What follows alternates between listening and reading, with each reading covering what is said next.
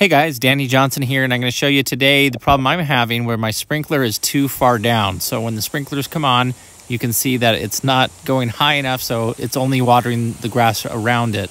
So the problem with that is sprinklers actually spray away from each other, so the dead part of my lawn there is because that sprinkler's not reaching. So we took the Cobra out and just got a few very inexpensive pieces to fix this. So I'll show you what we're doing today. We just got a 4-inch riser, as it's called. It's threaded on both ends.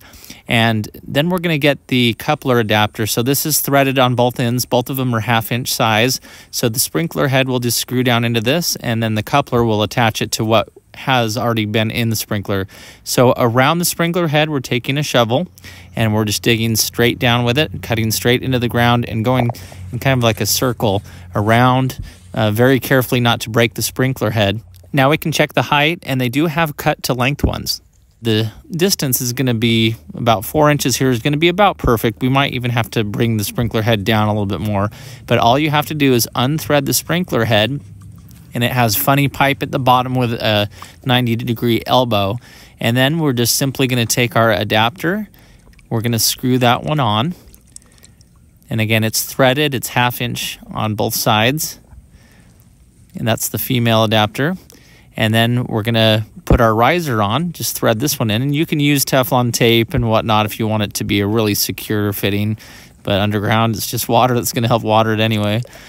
So once the riser's on, now we're just going to thread this one back on here.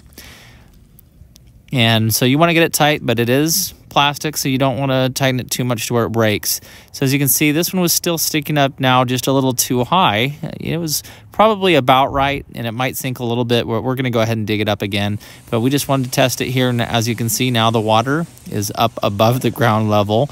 And so that's going to be spraying right over here onto our dead area. And since we've removed all the dirt, it's really easy right now. You want to go back and dig it down deeper if you need to. Now's the time.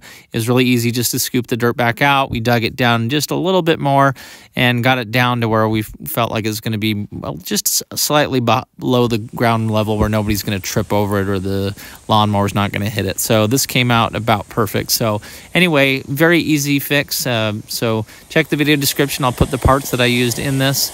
You can also adjust sprinkler heads of how hard it's spraying and what angles and everything like that. So check the video description. I have other videos that are similar to this. And if you're new to the channel, feel free to subscribe. Thanks, guys.